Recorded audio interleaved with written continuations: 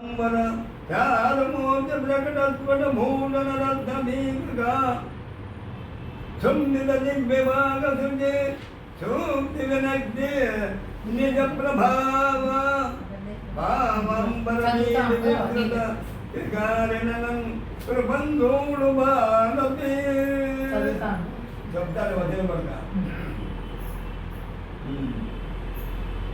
అని పద్యము వెళ్ళని కానీ భారతంలో వినిపిస్తుంది.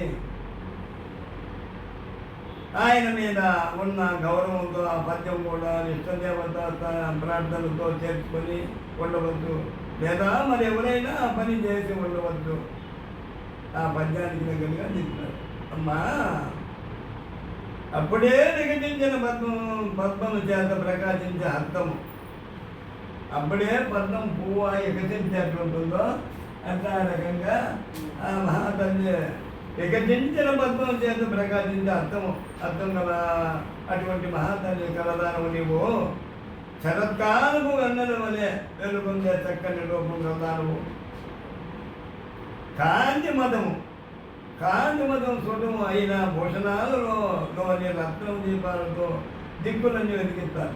ఆ కాంతి అనేది అట్లా దిక్కులంతా ఆయన వెలిగిస్తానంటే మహాతల్లి జరుగుతుంది.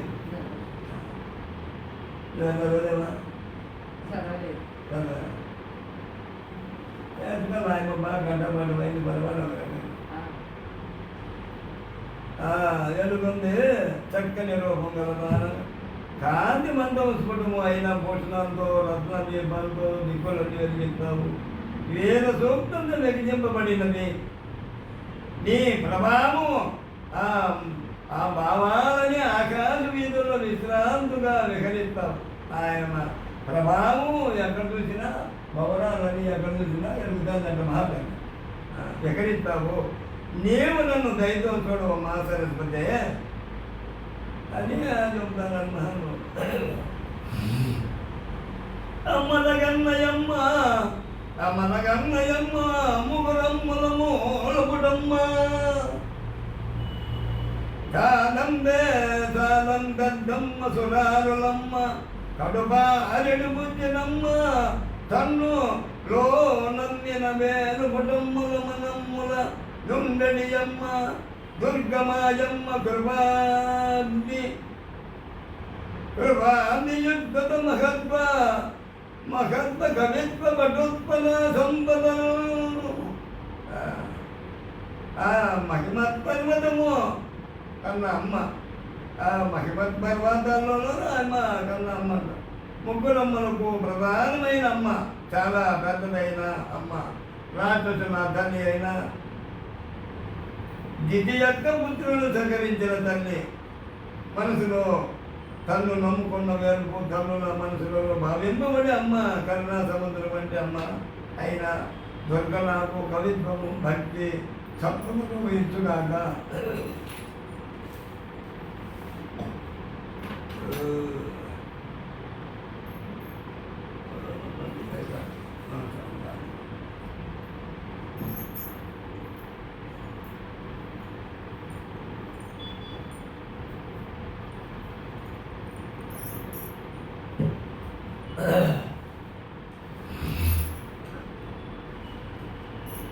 హరికిం పడ్డము దేవి మున్ పుణ్యములం వర్ధము వెన్నిక కందులుతో ముడ్డు బాలదీగరునాడు బొంబోడి తామరలందుడని ముద్దలాలు జగములు మందించు నిన్నాలు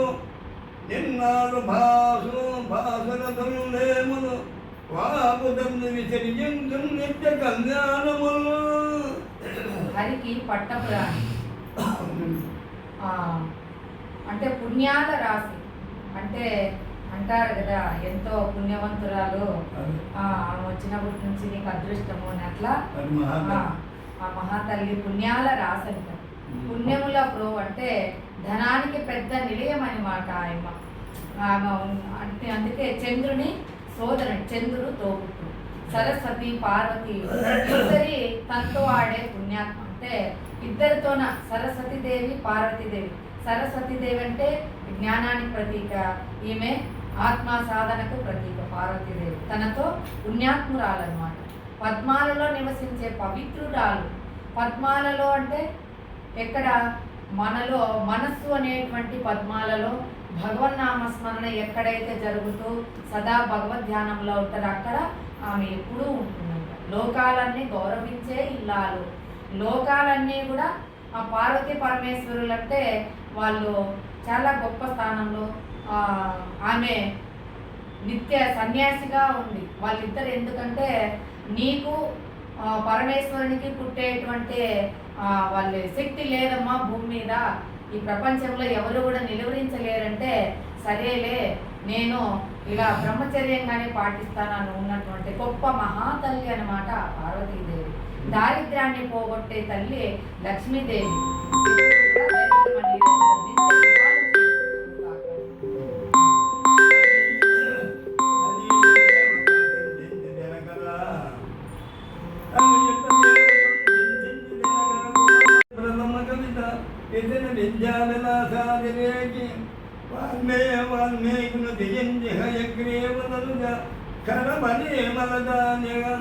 నిగమ నిఘా విభాగద నిర్ణయ నిపుణ నిపుణదాస నిపుణదాసముల్లాసునకు వ్యాసునకు మృక్కి శ్రీ మహాభాగవత కథా సుధార ప్రయోగికి సుఖయోగికి నమస్కరించి మధు మృదు వచన వర్గ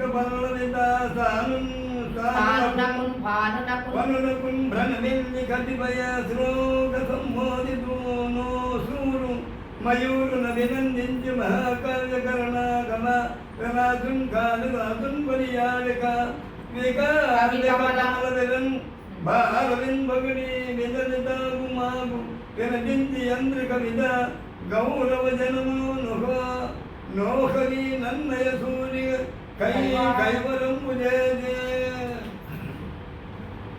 హరే హరే హర శరణారవింద వందనాజల అజన్ దిగ్గమనీషున్ పూజించ మరియు నితర పూర్వక విజన సంభావనముగా గంజే వర్తమాన కవులకు ప్రియము వలిగే భావి కవులను బహుకరించే యువయ కావ్యాకారణ దక్షుండలై.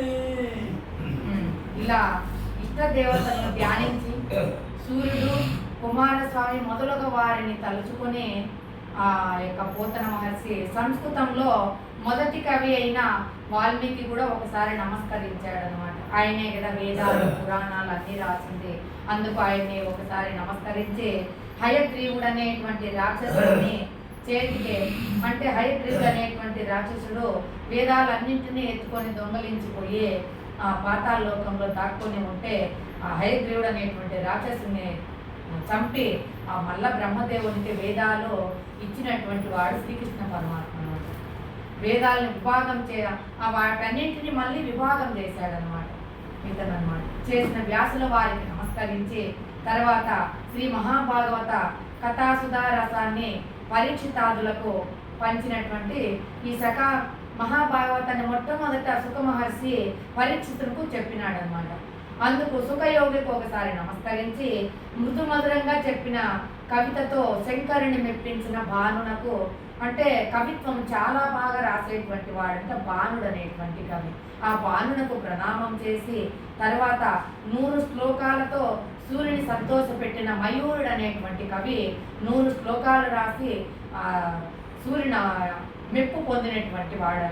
అతన్ని కూడా ఒకసారి నమస్కరించి మహాకావ్య రచన చేసిన కాళిదాసు మహాకావ్యాలు రాశాడనమాట. ఆ కాళిదాసును కూడా ఒకసారి నమస్కరించి కవులనే పద్మాలకు ఆ కవుల నుంచి వచ్చినటువంటి పద్మాలే ఈ యొక్క పుస్తకాలు ఈ యొక్క జ్ఞానం అంటే ఆ పద్మాలకు సూర్యుని వంటి వాడు వారు అంటే వెలుగు వంటి వాడు.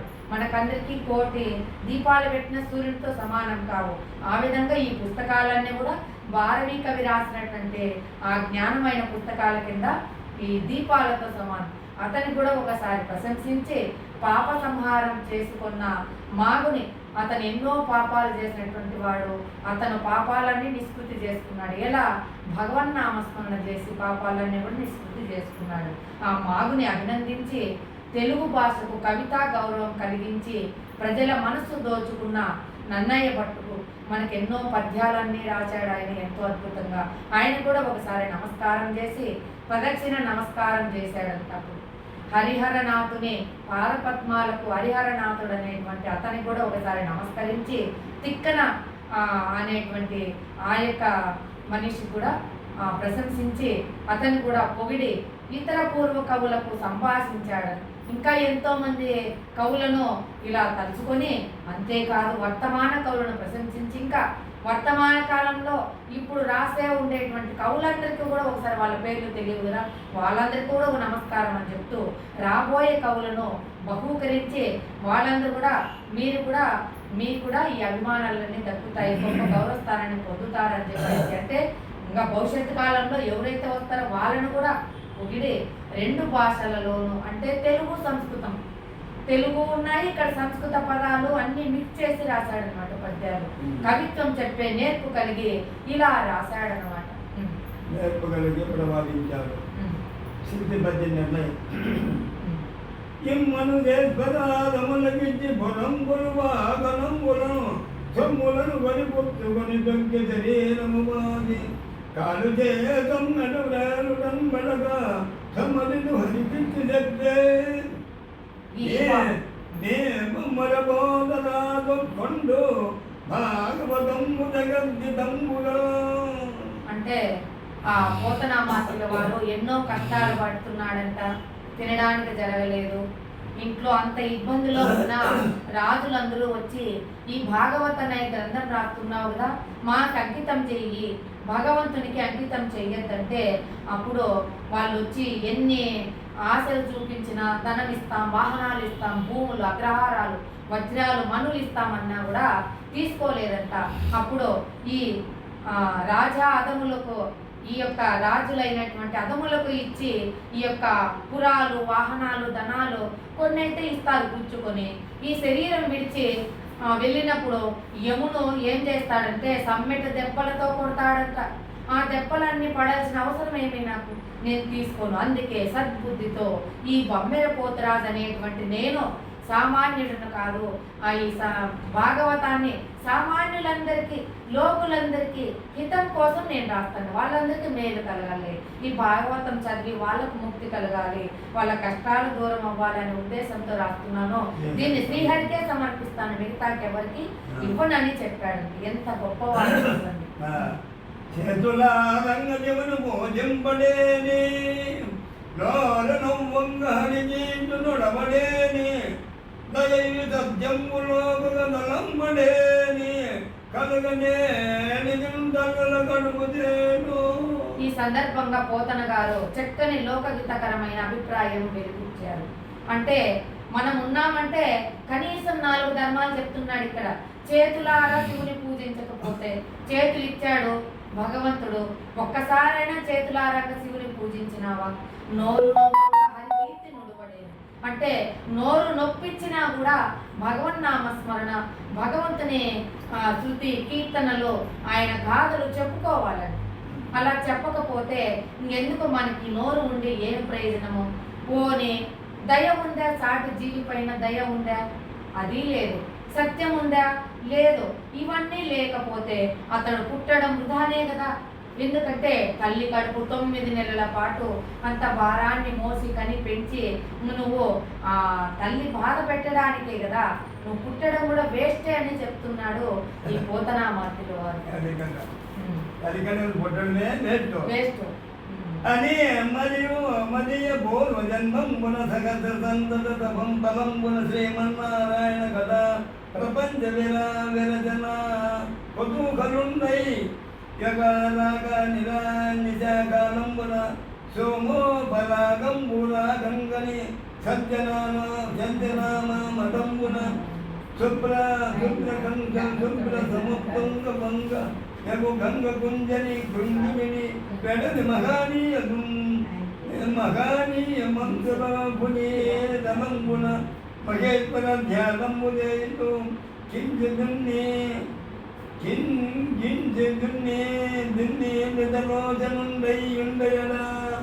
ఇంకా ఎన్నో వేల పూర్వజన్మల్లో నువ్వు ఈ భాగవతం చదువుతున్నామన్నా వింటున్నామన్నా ఎన్నో జన్మల్లో చేసుకున్న పుణ్య తప ఫలితం ఉంటేనే ఈ శ్రీహరి నారాయణ కథలో రాయాలని వినాలనేటువంటి భాగ్యం అబ్బుతుందంట. దానితో ఒక పూర్ణిమ నాడు ఎన్నో జన్మల పుణ్యం చేసుకున్న కారణంగా ఒక పూర్ణిమ నాడు చంద్రగ్రహణం వచ్చిందంట. ఆ రోజు సజ్జనుల అనుమతితో గంగకు చేరుకున్నాడంట. పూర్ణిమ కావడంతో ఆకాశం అంటేటట్లు కెరటాలు వస్తున్నాయంట. అందులో స్నానం చేసి పైకి వచ్చి ఇసుక తిన్నె మీద ఇట్లా కూర్చొని భగవంతుని ధ్యానం చేస్తూ ఉన్నాడు. కొద్దిగా కన్నులు తెరిచేసరికి ఇంకా ధ్యానం చేస్తూ ఉన్నప్పుడు ఇంకా స్వామి కనిపించాడంట. రాబోయే పద్యంలో తెలుసుకుందాం.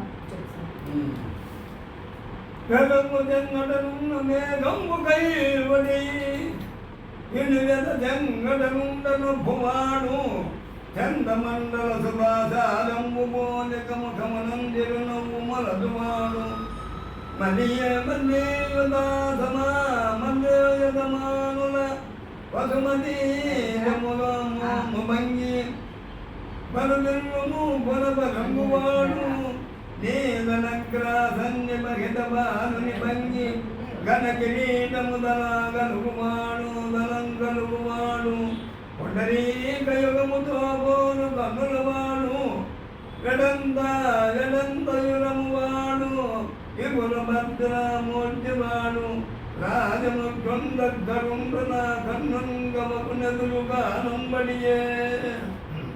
అంటే ఆ ధ్యానంలో పెడుతుండేసరికి ఒక రాజశేఖరుడు కనిపించాడంట. పోతనా మార్తిలో పక్కనే ఒక స్త్రీ కూడా ఉందంట.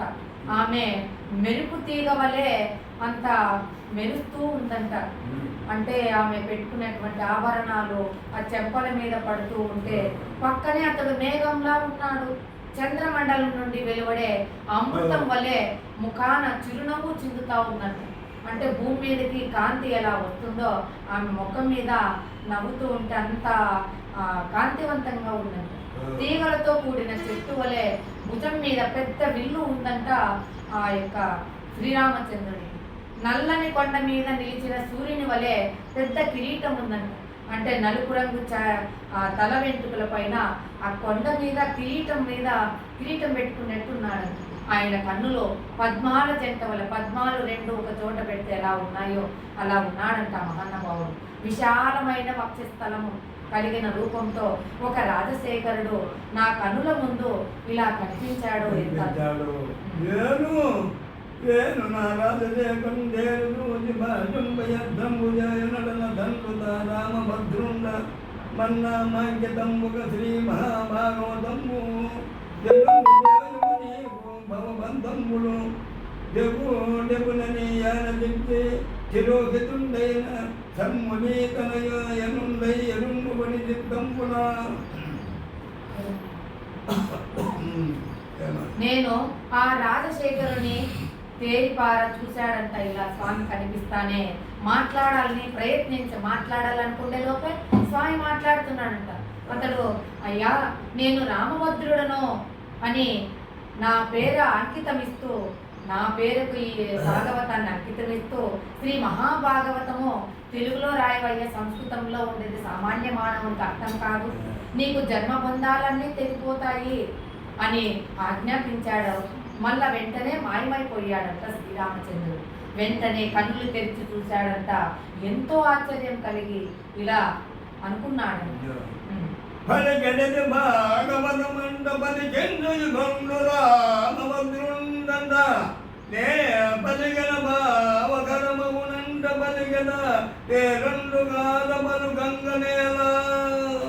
నేను పలికేది భాగవతమట, అయినా నా చేత అవుతుందా? నాకు ఇంత ఇసుకరేను అంతే జ్ఞానం నా చేత పలికించే విపుడు రామచంద్రుడట. అతనే నా అంతరంగంలో ఆత్మారాముడై చెప్తున్నాడు. అలా పలికితే మళ్ళీ పుట్టుక లేకుండా పోతుందట. పుట్టుక ఉండదు, జన్మ రాహిత్యం కలుగుతుందట. సరే అలాగే పలుకుతాను. మరో కథ ఎందుకు చెప్పాలి? వేరే కర్మలన్నీ మనం కట్టుకోవాలి కదా, వాళ్ళు అట్లా వీళ్ళు ఇట్లా అనుకుంటే. కాబట్టి మనం భాగవతం చదవటం వల్ల ఎంతో పుణ్యప్రదమైనదని చెప్తున్నాడు. భాగవతమని జనపనుముడ చిత్రంబు దూనికైన తమ్మే దూనికైన విపద జనుల వలన విన్నుంతగా అయ్యా, భాగవతం నాకు పూర్తిగా తెలుసుకొని చెప్పడము నాకే కాదు, ఈశ్వరుడికైనా సాధ్యం కాదు, బ్రహ్మకైనా కష్టమే. అందుకే పండితుల వలన నేనెంత విన్నానో, నేనెంత నా కళ్ళారా గ్రహించినానో, చూసినానో, తెలిసినంత మాత్రమే ఇక్కడ చెప్తానయ్యా అని అంటున్నాడు పోతనామాత్యుల వారు. కొందరుకు తెలుగు, కొందరుకు తెలుగు గుణమగు, కొందరుకును సంస్కృతము గుణమగు, రెండు కొందరమును గుణములకు గుణములకు నేనందరం మెప్పిందు మృదలనయ్యబెడను. ఈ చెప్పడంలో కొంతమందికి సంస్కృతం అంటే బాగా నచ్చుతుంది, కొంతమందికి తెలుగు అంటే బాగా నచ్చుతుంది, ఇష్టమవుతుంది. ఈ రెండు కొంతమందికి ఇష్టమవుతాయి. నేను నా గ్రంథంలో ఆయా సందర్భాల్లో అందరూ మెచ్చే విధంగా తెలుగు సంస్కృతం రెండు రాస్తానయ్యా అని అంటున్నాను. వనరన్నయ దిగ్గనాదికము నీ అయ్య పురాణములు జనుము జయదు మద్బరామృత సమాధి జంబునాయుడు జనుములు జయములు భాగవత మందేన జనించి నా జననము సబలము జయద పునర్జన్మము లేకుండగో.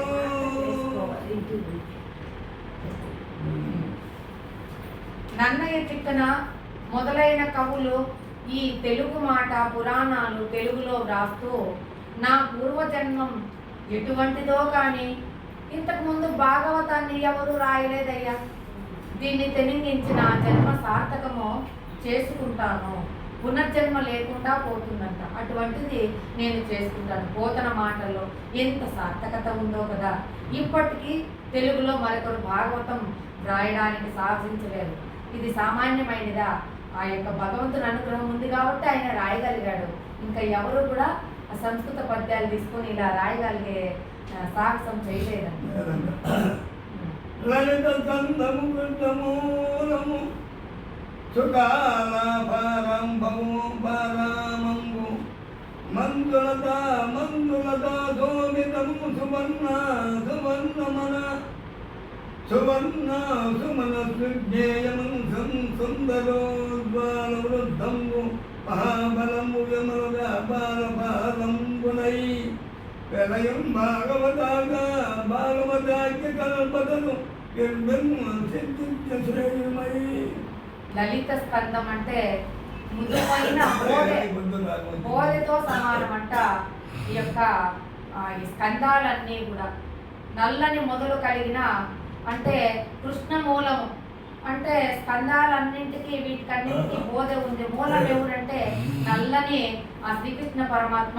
ఆ వేరే భాగవతం అనే వృక్షానికి వేరు ఆ శ్రీకృష్ణ పరమాత్మ. చిలుకల ధ్వనులతో అందరిస్తూ శుకుడు ఆలపించినటువంటి దానితో అందంగా ఉందంట. మృదువైన తీగలతో శోభిస్తూ చక్కని రంగులు కల పువ్వులతో చక్కగా తెలుస్తూ సుందరమైన ప్రకాశించే మాను కలిగి చాలా పళ్ళు కలిగి నిర్మలమైన వ్యాసం కలిగిన ఆలవాలతో కూడి చక్కని పక్షుల చేత సేవింపబడుతూ భాగవతం అని కల్పవృక్షం ఈ భూమిపై ప్రకాశిస్తుంది. ఈ పద్యంలో కల్పవృక్షంగా పోల్చినాడు ఈ యొక్క భాగవతాన్ని. పైన వృక్షంగా వివరించాడు. అంటే లలిత స్కందము, స్కందాలన్నీ కూడా బోధతో సమానం అంట. కృష్ణమూలము వేరే కృష్ణుడంట. ఆ చెట్టు పైన ఉన్నటువంటి ఆ పక్షుల చిలుకలు అవన్నీ కూడా ఆలపిస్తున్నా. అంటే పక్షులంటే ఎవరు భక్తి కలిగినటువంటి వాళ్ళు ఎవరైతే పారాయణ చేస్తారో వాళ్ళే చిలుకలుగా ఇక్కడ చెప్తున్నాడు. మంజులత శోభితుడు ఎంతో మధురంగా ఒక్కొక్క పద్యము ఎంతో రమ్యంగా అంత బాగా ఉందంట. ఎవరికి మంచి మనసు సువర్ణ సుమన సుజ్ఞేయము మంచి మనసు కలిగినటువంటి వాళ్లకు ఇది ఎంతో రమ్యంగా కనిపిస్తుందంట. సుందరోజ్వల వృత్తము ఈ వృత్తాలన్నీ కూడా చాలా గంభీరంగా రాశారు. మహాఫలంబు ఈ భాగవతం అనేటువంటి మహాఫలం అంటే మోక్షాన్ని ఇచ్చేటువంటిది అనమాట. ఈ యొక్క భాగవతం వింటేనే శుకుడు ఆ రోజు చెప్పాడు పరీక్షిత్ మహారాజు రాజు కాబట్టి శుకుడు వచ్చి చెప్పాడు. మనం అవపాన దశలో ఉన్నప్పుడు మనకు భాగవతం వినాలయ్యా రండి అంటే మన కొడుకులు పిలిపిస్తారా? మనం చదవాలంటే ఆ టైంలో పిలిచగలమా? కాబట్టి మనకు కళ్ళు చెవులు బాగా ఉన్నప్పుడే ఇప్పుడే వినాలన్నమాట. విమల వ్యాసాల వాళ్ళకున్నాయి. ఇది ఎంతో రమ్యంగా వ్యాసుడు రాసినటువంటిది అనమాట. భాగవతం అనేటువంటి ఈ యొక్క కల్పతరువును ఎవరైతే ఈ భూమి మీద ఉండటమే ఎంతో అదృష్టము. ఈ భాగవతం అనేటువంటి గ్రంథము ఈ భూమి మీద మోక్షం వస్తుంది. కాబట్టి సద్విజ శ్రేయమై ఇది ఎవరైతే సద్విప్రులకు గుణాలు కలిగినటువంటి వాళ్లకు గురువులకు శ్రేయస్కరమైనది భాగవతం అని కల్పవృక్షము. విశేషం అంటే ఇది భూమి పైన ఉండటమే, ఆ శుకుడు చెప్పడమే, మనకు తెలియటమే. ఈరోజు నాకు కొన్ని సంవత్సరాల క్రితం తెలిసిందంటే ఆ అర్హత వచ్చింది కాబట్టి మనకిది భగవంతుడు తెలుసుకున్నాం అంతే. శ్రీ మహాభాగవత పురాణ పాలమాశ్రయంబులను హరి కరుణ విశేషంబులను కృతార్థత్వము సిద్ధించులను బుద్ధించి మరలు కొన్ని జనం మరుకునేక శిలా నగరమునకు జనుగంచి ఎందు గురువృద్ధ బంధ బుధబంధు జనానుజ్ఞాతుండనై.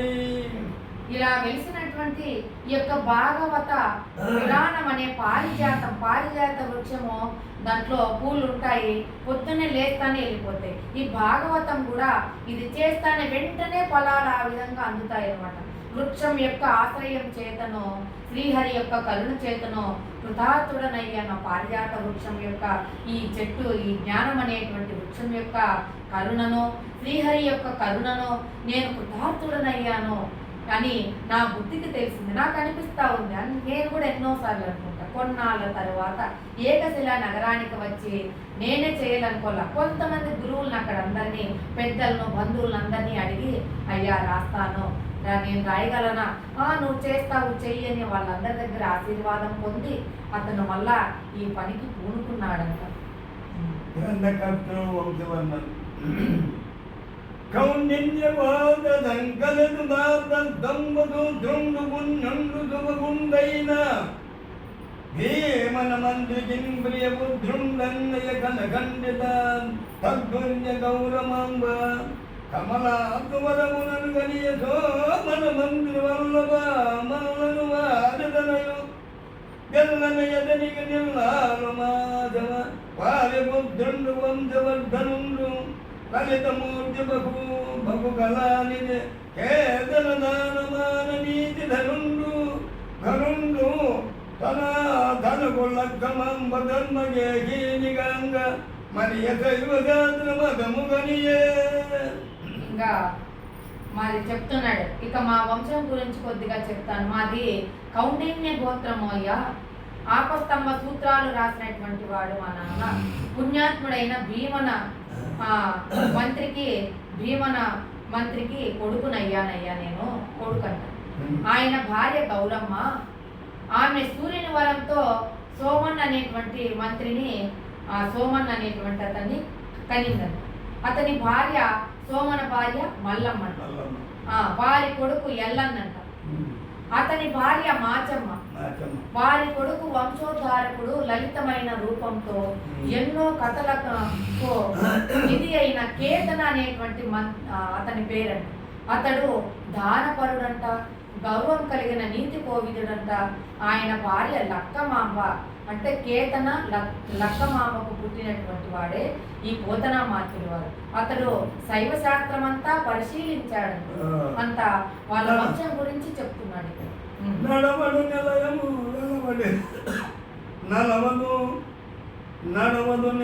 వెలబడి దడవను పురుగగా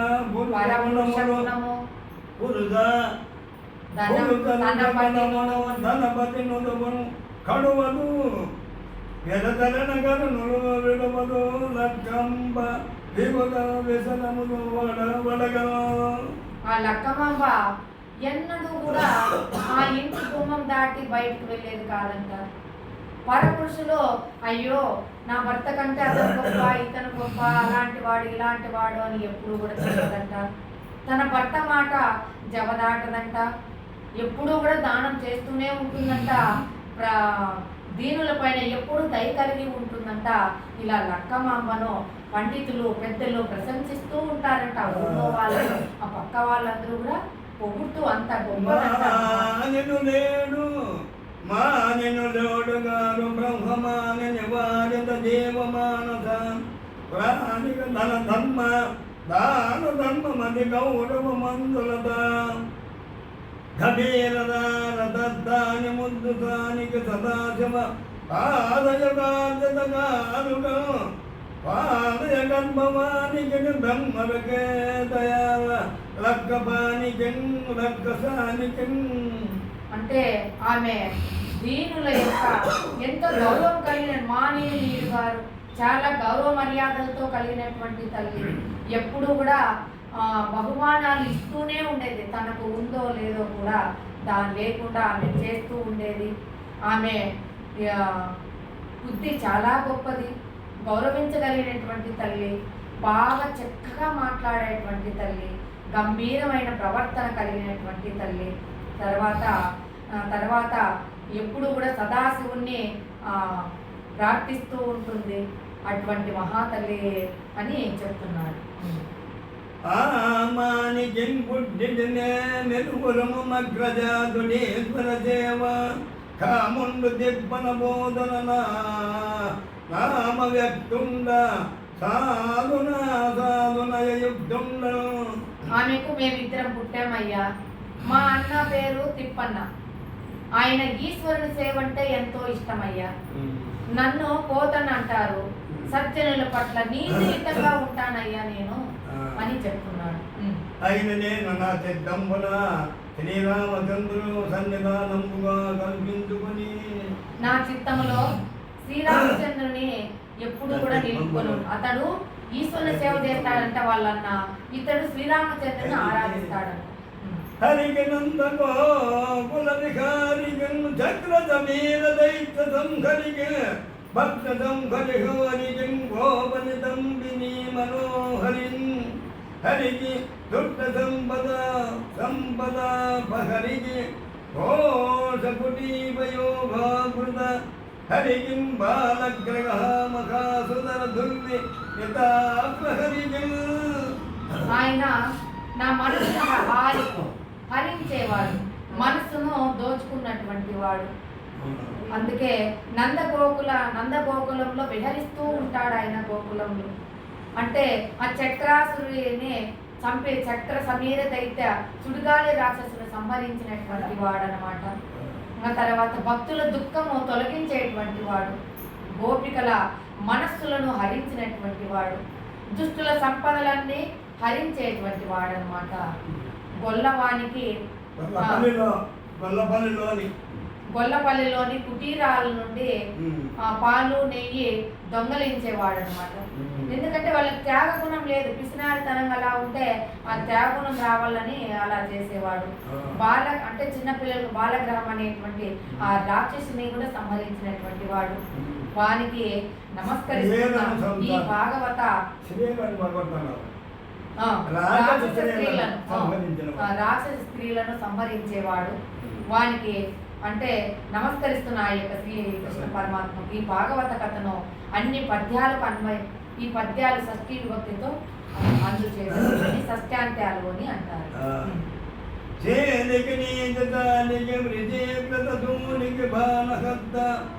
నిర్మోదిత ఘోర నీరద విముక్త శిలాహత గోప గోపికాపానిని వర్ణధర్మ పరిపాలక నర్జనము పూజయుగ్మ సంతానికమాలికను విబల చక్ర నిరుద్ధ మరీజమాలికను.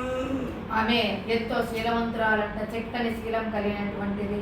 చక్కని శీలం అదే అవన్నీ తెలిసినవాడు, అంటే నీతి శాస్త్రము తెలిసిన వాడు.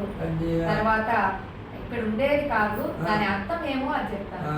పరమశివుని వశం చేసుకున్నవాడు. ఎందుకంటే ఆయన ధ్యానం మనసు చేస్తూ ఉంటే బాణాసురుని చేతులు ఖండించేవాడు ఎవరు? శ్రీకృష్ణ పరమాత్మ. ఇంద్రుడు కురిపించిన ఒకసారి, ఎందుకంటే వరుణ దేవుడు వర్షం కురిపిస్తాడు, లోకాలన్నీ గొప్పగా కాపాడేవాడని చెప్పి చేసేవాళ్ళంట. వర్ణదేవునికి కొండకు కాదయ్యా మీరు పూజ చేయాల్సింది, భగవంతుని ఆరాధన చేయాలని ఆపినందుకు కోపంతో ఆ ఇంద్రుడు రాళ్ళవర్షం కురిపించాడు అనమాట. అప్పుడు గోవర్ధనగిరి పర్వతాన్ని ఎత్తి ఆ గోపికలందరినీ కాపాడినటువంటి వాడు, వర్ణాశ్రమ ధర్మాలు రక్షించిన వాడు. తర్వాత అర్జున వృక్షాలు అవి ముందు జన్మలో చేసిన కర్మ వల్ల మధ్య చెట్లు అయిపోయి ఉన్నటువంటి వాళ్ళ రోడ్డు కట్టేస్తే ఆ యొక్క శ్రీకృష్ణ పరమాత్మను ఆ రోలు ఈడ్చుకుంటూ వచ్చి వాళ్ళకు మోక్షం కలిగించినటువంటి వాడు అనమాట. పూలమాలలు ధరించినటువంటి వాడు, జగమంతా వ్యాపించిన సూర్యకిరణాలను తన చక్రంతో, అంటే ఈ యొక్క పాండవులు కొలువులో ఉన్నప్పుడు, విరాటపురంలో ఉన్నప్పుడు వీళ్ళని కనుక్కొని యుద్ధానికి వచ్చినప్పుడు యుద్ధం చేసే సమయంలో కనుక్కున్నామో ఇంకా చంపల్లా అనుకునేటువంటి సమయంలో ఆ సూర్యునికి చక్రాన్ని అడ్డు పెట్టేస్తాడు. పొద్దు మునిగిపోయింది, ఇంకా అవసరం లేదు, ఇంకా చంపడానికి వీలు లేదంటే ఆ విధంగా తన చక్రంతో సూర్యకిరణాలు ఆపినటువంటి వాడు. అందుకే అటువంటి వానికి నేను నమస్కరిస్తున్నాను అని చెప్తాను.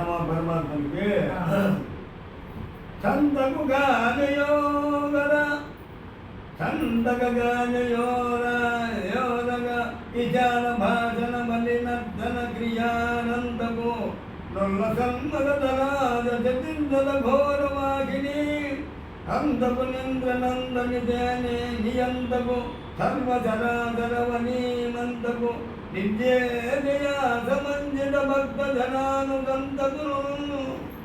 క్షమ కలిగిన వాడు, శీలం కలిగినటువంటి వాడు. కాళీయుని విశాలమైన పడగల మీద ఆ కాళీయుడు ఆ నీళ్ళల్లో ఉన్నటువంటి ఆ కాలంగి మడుగులో వచ్చే నీళ్లు తాగే అవన్నీ కూడా విసగ దాటికి చనిపోయేవి. ఆ పైన వెళ్ళే పక్షులన్నీ చనిపోయేవి. అందుకని కాళీయుని సంహరించి దానిపైన నర్తన చేసినటువంటి వాడు. ఇంకా నర్తించే కుతూహం కలవానికి మదగరాజు యొక్క 4 విధాల బలాలను సంహరించిన వాడనమాట. అర్జునుని రథసారథి అయిన వానికి, అర్జునునికి రథసారథిగా ఉన్నటువంటి వాడు. సకల చరాచర ప్రాణులను రక్షించేటువంటి వాడనమాట. ఇంద్రియాలను జయించిన భక్తుల వెంట నడిచేవాడు. ఇంద్రియాలంటే ఇవి ఇష్టానుసారం, కళ్ళు చూడాలంటే, నోరు మాట్లాడాలంటుంది, చెవులు వినాలంటే, కాళ్ళు వెళ్ళాలంటాయి. ఈ ఇంద్రియాలన్నీ వాటి వ్యాపారాలన్నీ చేస్తూ ఉంటాయి. అలా కాకోకుండా వాటిని జయించి దేవుని కార్యక్రమం ఎవరైతే చేస్తారో వాళ్ళ వెంట ఉండేటువంటి వాడు శ్రీకృష్ణ పరమాత్మ.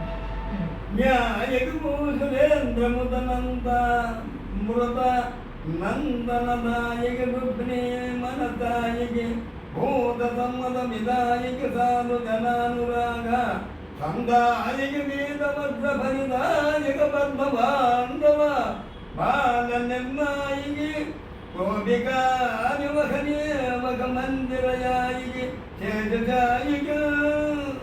న్యాయం ఎరిగిన వాడు, న్యాయమైతే అన్యాయమైతే తెలిసినటువంటి వాడు. చనిపోయిన బ్రాహ్మణ పాలకుని తెచ్చి ఇచ్చిన వానికి, బ్రాహ్మణ కుమారుడు చనిపోయి ఉంటే ఈ యొక్క గురువు అయినటువంటి పుత్రుడు లేక, ఏం గురువు నీకు కావాలంటే, స్వామి నా పుత్రుడు కావాలంటే ఆ యొక్క బ్రాహ్మణ కుమారుడు తెచ్చి ఇచ్చినవాడు. రుక్మిణీదేవి మనస్సులో స్థిరంగా తెలిసినటువంటి వాడు. సజ్జనులకు ప్రేమను పంచేవాడు. పట్టుబట్టలు ధరించేటువంటి వాడనమాట. బ్రహ్మాండ భాండాన్ని నిర్మించిన వాడు. చూసినటువంటి చూపుతోనే బ్రహ్మాండాన్ని సృష్టించిన వాడు. గోపికల మందిరాలకు వెళ్ళేవాడు. గోపికల మందిరాలంటే హృదయ మందిరాలు అన్నమాట, బృందావనం. శేషశాయికి అంకితంగా సమర్పిస్తూ ఈ విధంగా చెప్తున్నాడు. సమర్పితం భువనానా నేనంద్రం పునరదియం పన్భూనిన మహాభాగవత పురాణం పురాణం కథా ప్రారంభ పెట్టదనినా. ఇంత గొప్పవాడైనటువంటి శ్రీకృష్ణ పరమాత్మకు అర్పణం చేస్తూ నేను తెలుగులో రచించాలనుకున్న ఈ మహాభాగవత పురాణానికి కథా ప్రారంభం ఎలా ఉంటుందంటే, శ్రీ మహాభాగవత కథా ప్రారంభం. ఇప్పుడు కథ ప్రారంభమైంది ఏంటంటే ఆయన మహానుభావుడు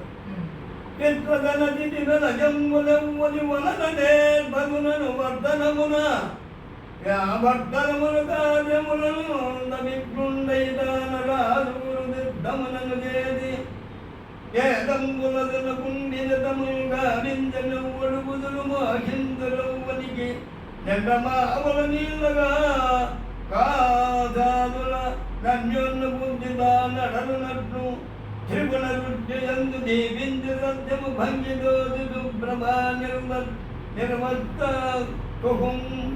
కుకుండం వండదని గోరు చింతించద మనము నద్యుంబరనను దినంబు.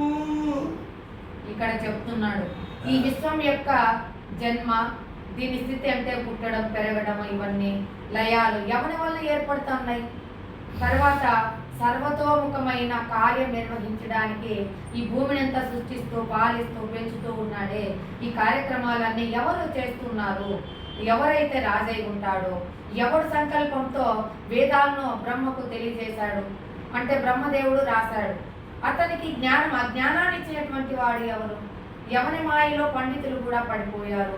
పండితులు కూడా ఎవరి మాయకు ఇదైపోయినారు. త్రిగుణాత్మకమైన సృష్టి అంటే సృష్టి స్థితి లయ.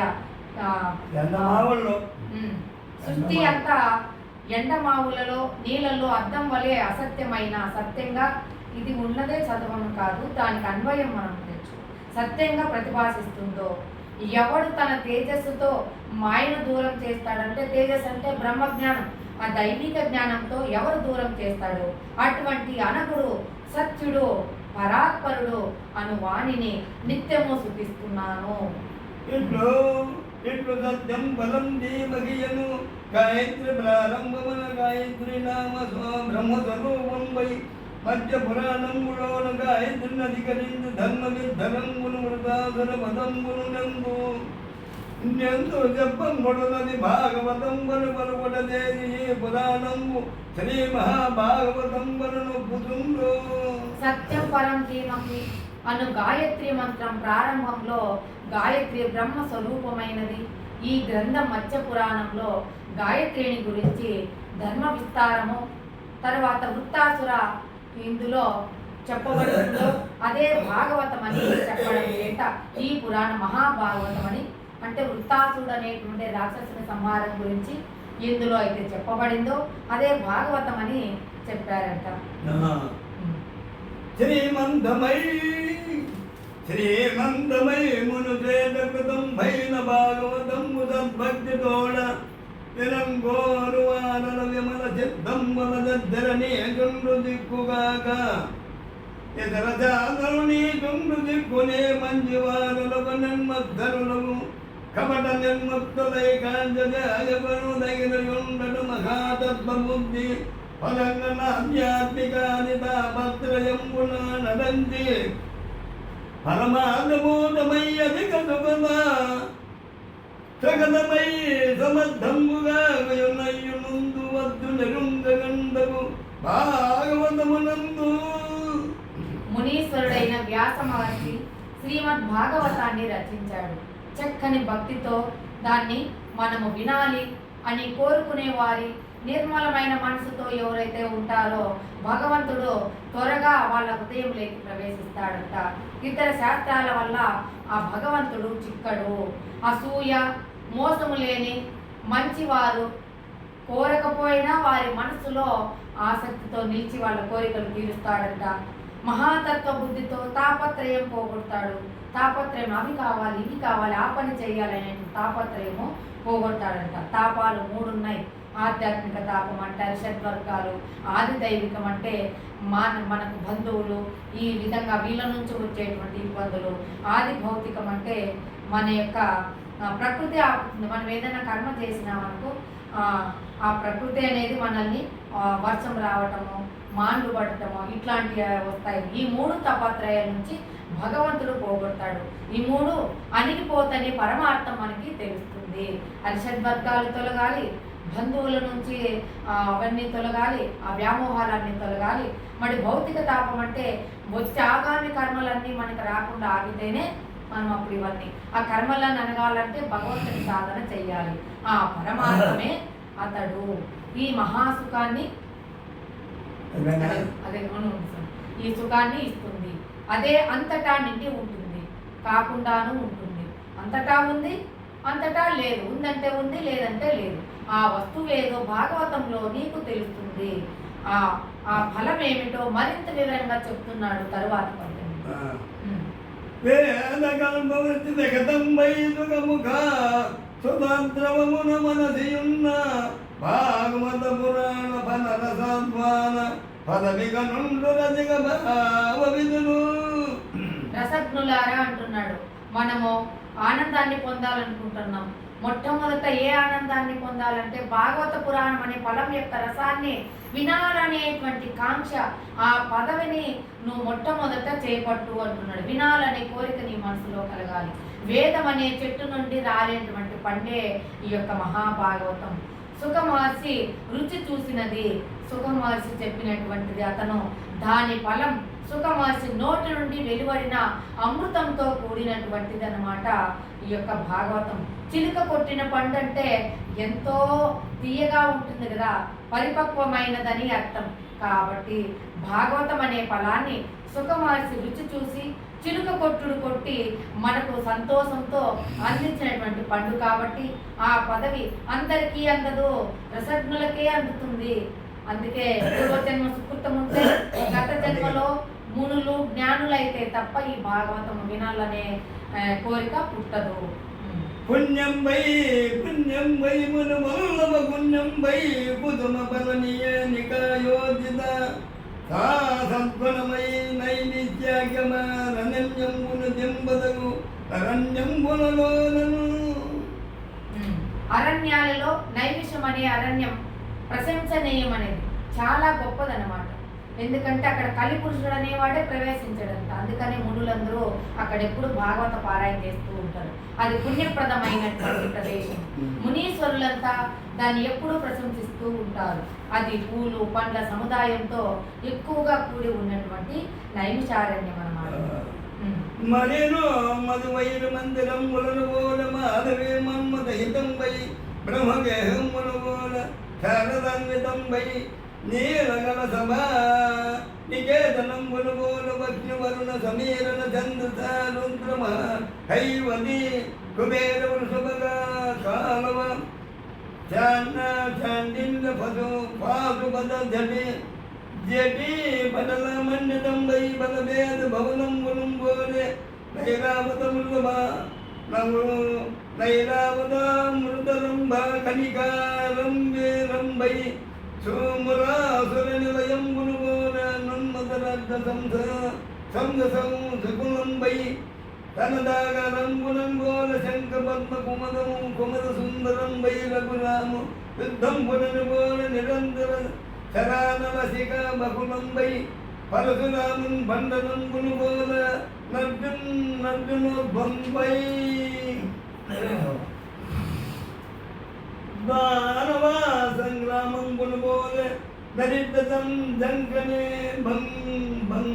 కుంభ భగ శక్తియుక్తం వై కౌల సంగం సంగ్రంబనం గోలే దుర్నార్జన కాంజ చందనం బంధ సమేతం వై కర్ణ కలహం గుణం గోలే మహోన్నత సంజ సహస్రారం వై సముద్ర చేతు బంధనం గురుగోల నీల నలనీల భన్న సాధ్యాద్రి ప్రదీపీతం వై బర్గుణ బంధనం గుణను గోలే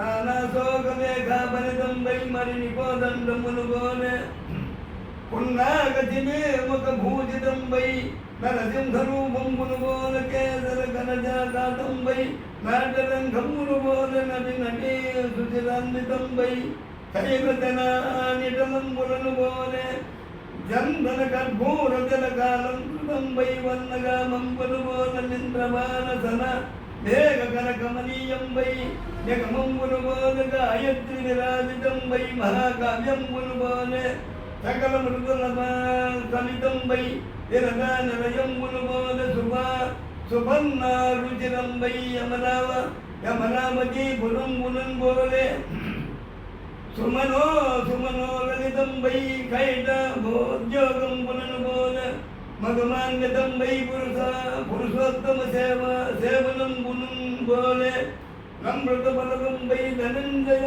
సమీకృం మునుగోలే నబ్రకం భరంగం వై వైకుంఠపురం పునుగోల ఖడ్గ పుండరీక విలసితం వై నందకోటం పునుగోల కృష్ణవాసార సందరం వై లంకా నగరం పునుగోల రామ మహీతి వదన వంచక సంస్థితం వై సుగ్రీవ సైన్యంబులు బోల గజగవ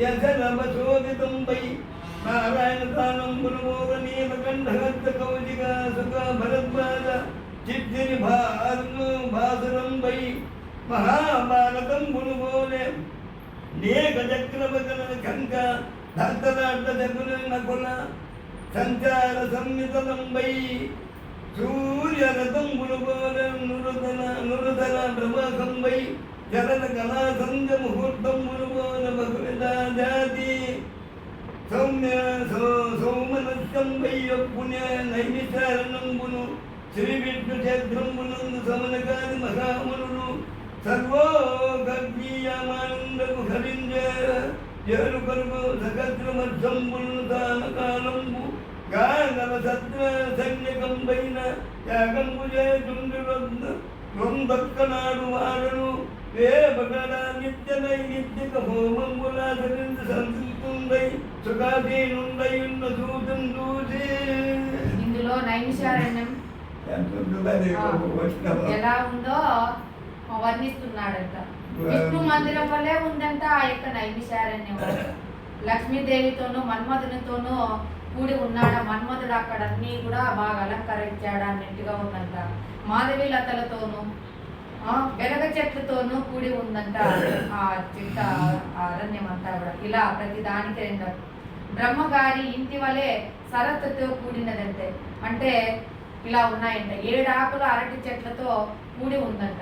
బ్రహ్మగారి కుటుంబం ఎలా ఉందో అలా అనిపిస్తూ ఉందంట. శివుని సభామందిరం వల్లే అగ్ని, వరుణుడు, వాయువు, చంద్రుడు, రుద్రుడు, హైమావతి, పార్వతి, కుబేరుడు, వృషభుడు, గాలవుడు, శాండిల్యుడు, పాశుపతులు, మునుల సముదాయం వీరితో నిండి శివుని సభామండలంలా ఉందంట. ఇది ఇంద్రుని భవనం వల్లే ఐరావతం, ఏనుగు, అమృతం, రంభాగనిక వీనితో సుందరంగా ఉంది. రంభ అంటే అరటి బోధ. మురాసురుని మదించిన రాక్షసుల కుబేరుని మందిరం వలె శంఖం, పద్మం, కుందములతో శంఖం, పద్మం మొదలుకొని రాముని యుద్ధం వలె బెక్కులైన గ్రంథంబులను ఎన్నాడవి వినదగినవి ఉన్నాడవు పెద్దలొద్దము.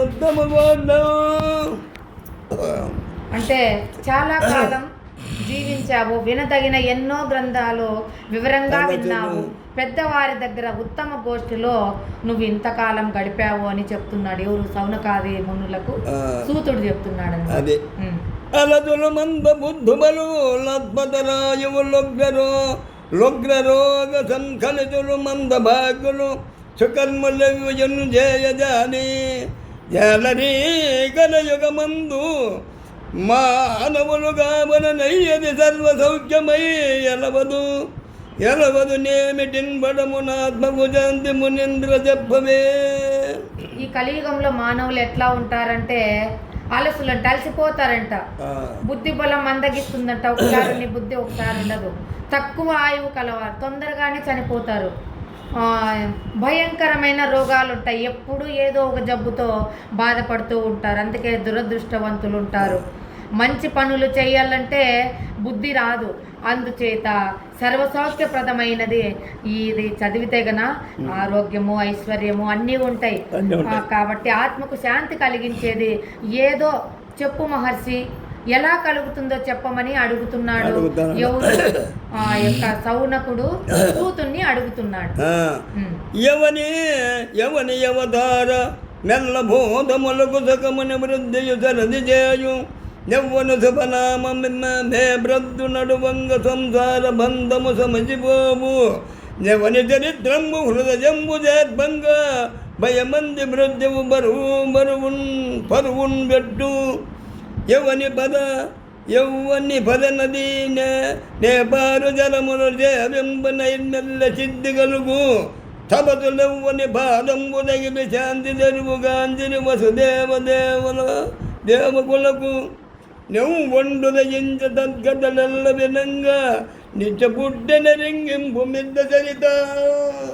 ఎవని అవతారం వల్ల ప్రాణులన్నింటికీ సుఖం కలుగుతుందో, ఎవరి పేరు ప్రతిదినము చెబితే సంసారం అనే బంధం తొలగిపోతుందో, ఎవరి చరిత్ర మనసులోకి చేరిస్తే మృత్యువు భయపడి పారిపోతుందో, ఎవరి పాదాల నుండి ఉద్భవించిన నీటిని సేవిస్తే నిర్మలమైనటువంటి మనసు కలుగుతుందో, ఎవని పాదం తగిలితే తపస్సులో శాంతి మార్గం పొందుతారో, దేవకి వసుదేవులకు ఎవడో పుట్టాడో వాని కథలన్నీ వినాలని కుతూహలం కలుగుతోంది. అయ్యా చెప్పు మహర్షి అని అడుగుతున్నారన్నమాట.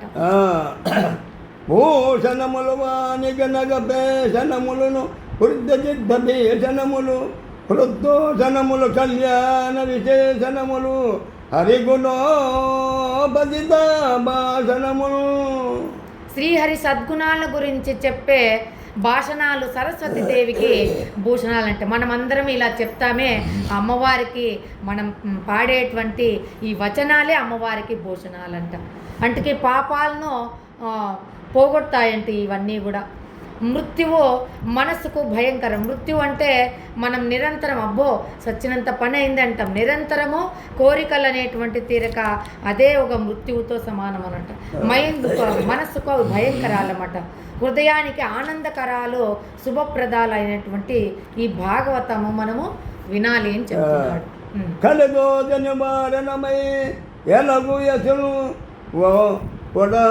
ఒగడు నడ్డి హరికథనము నిర్మలగతి గోరడు పురుషుండు బల జంగనవ్వాడు దగిలి బెనండు మహాత్మా. మహాత్మా ఈ మహాభాగవతము కలిదోషం అన్నీ పోగొడుతుందంట, మరి కీర్తిని తెచ్చిపెడుతుందంట. భాగవతము పారాయణ చేసే వాళ్ళంటే వాళ్ళకి ఎవరైనా కూడా గౌరవిస్తారు, పూజిస్తారు. శ్రీహరి కథలు నిర్మలగతి కోరేవాడు, ఇంకా శ్రీహరి కథలు వింటే నిర్మలమైన మనసు వస్తుంది. మరి ఇటువంటివన్నీ ఎవరన్నా కానీ ఎవడన్నా కానీ వినకుండా ఉంటాడా అని ఎంత చక్కగా చెప్తున్నాడు చూడండి. అనగా అనగ విను రజగ్నులై విను వారికి మాట మాట కదిక మధురమైన పెట్టి కృష్ణ కథనం మహాకర్ణమును జయంగ తలపుగలదు మాకు వినదనే ధని తనివి లేదు.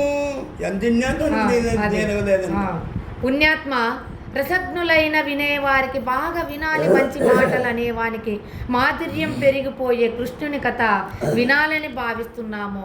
మాకు నువ్వు చెప్తా ఉంటే ఇంకా తనివి తీరలేదయ్యా, వినాలి వినాలి అనిపిస్తుంది, ఇంకా నువ్వు చెప్పు అని అడుగుతున్నారంట. వర గోవింద కథా సుధార సమాహ వర్షరో వర్షరుదార పరంపరలగాక భూదేంద్ర సంబహితరోపాయానురగ్ధిన్ ప్రవిద్ధరమ దుర్గం దుర్దాంత మధుర దుర్దాంత దురంత దుస్సాహను సంభావిత సంభావితనేక దుర్ధర గంభీర కఠోర కల్మషకనర్దవానలంబారునే.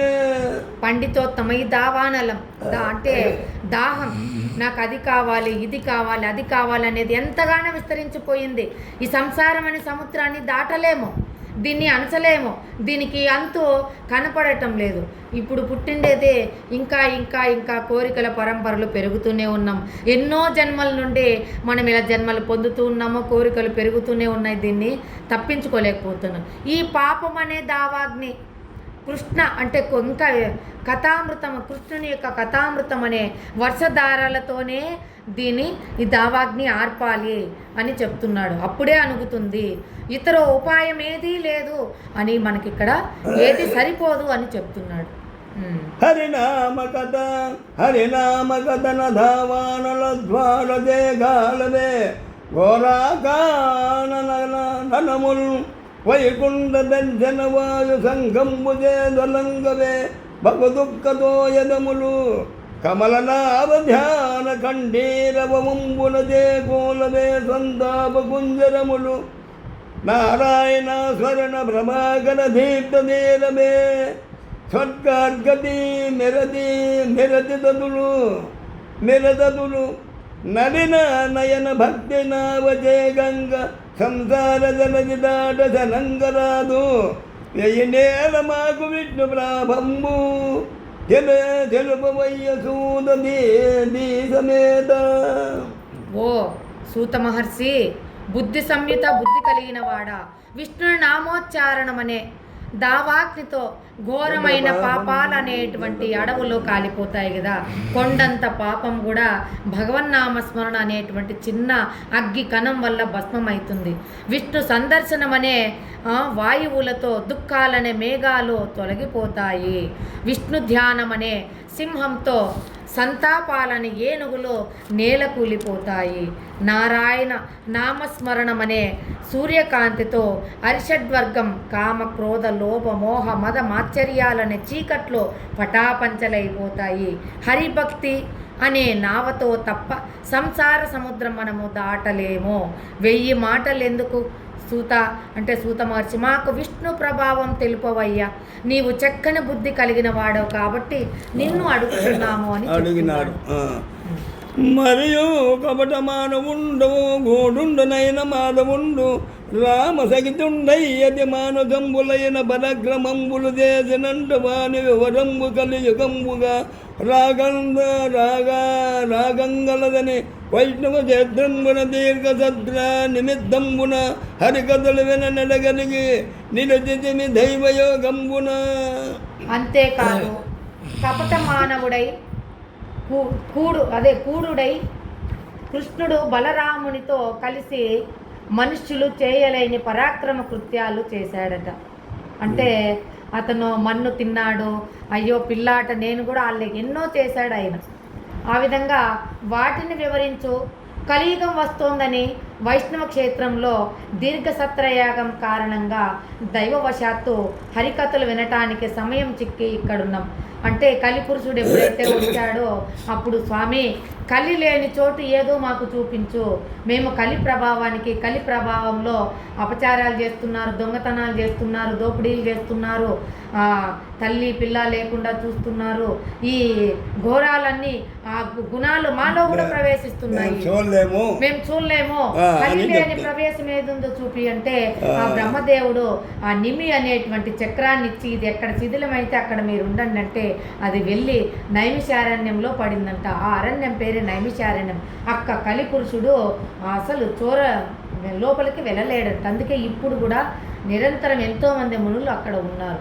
జలరాజ దాటకోరడు కలము జనులు కన్నదారుగా జన భంగ్యను కలిదోషకరణ నాంద కలిదొల మగు మేము నిన్ను కంటిమి సుతా. ఓ సూత మహర్షి, సముద్రం దాటాలి అనుకున్న పడవలోని జనులు పడవ నడపగల కర్ణధారుని చూసినట్లు, అంటే ఎవరైతే పడవ నడిపేటువంటి చూసినామో అట్లాంటి కలిదోషాన్ని పోగొట్టుకోవాలని కోరిక కలిగినటువంటి మాకు మేము మా అదృష్టవశాన నిన్ను చూసాము తండ్రి, కాబట్టి నువ్వు చెప్పమని అడుగుతున్నారు.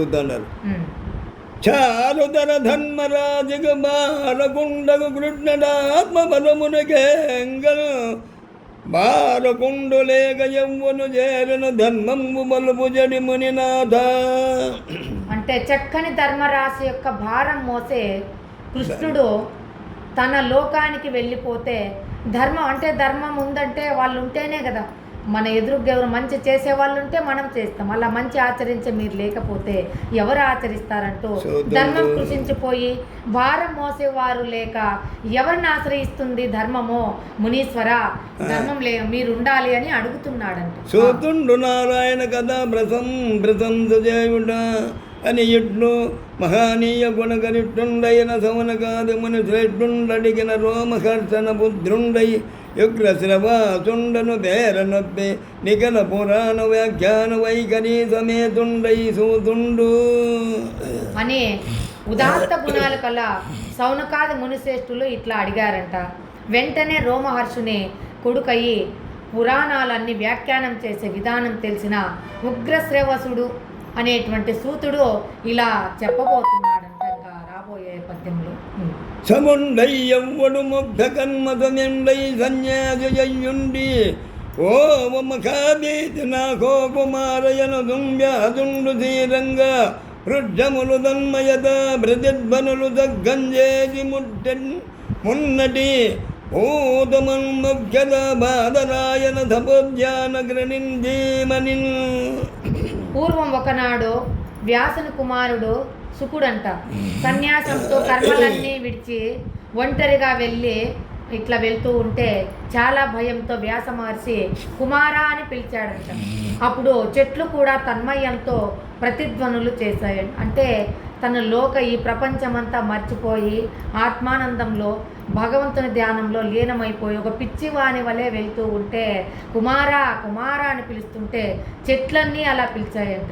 అటువంటి ధీమంతుడైన తపోధన శ్రేష్ఠుడైన భూతమయుడైన సుకునికి మ్రొక్కుతున్నాను. అన్ని జీవుల్లో ఉన్నది ఆత్మే కదా, అటువంటి పరమాత్మకు నేను ఒకసారి మొక్కుతున్నాను అని చెప్తున్నాడు.